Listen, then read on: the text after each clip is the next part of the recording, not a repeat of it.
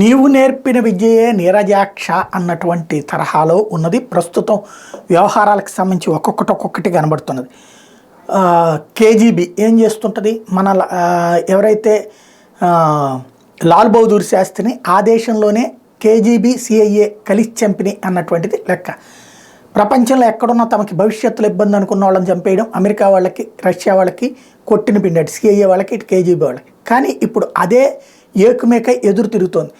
ఉక్రెయిన్తో స్నేహం చేస్తున్నటువంటి అమెరికా రష్యాకు సంబంధించిన కీలకమైన వాళ్ళని పుతిన్ సన్నిహితుల్ని లేపేస్తుంది. తాజాగా Russian lawmaker from Putin's party was found dead in mysterious circumstances.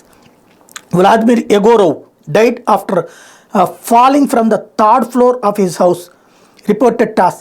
Egorov was reportedly suffering from a heart condition, but the cause of his death is not known yet.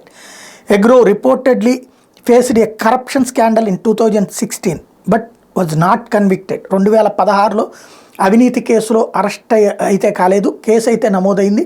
పుతిన్కి అత్యంత సన్నిహితుడు, Putin పార్టీకి సంబంధించినటువంటి ఎగోరోవ్ అకస్మాత్తుగా చనిపోయి కనిపించాడు. ఎవరన్నా చంపించేశారా లేదా పుతినే చంపించాడా అన్నటువంటిది సందేహం.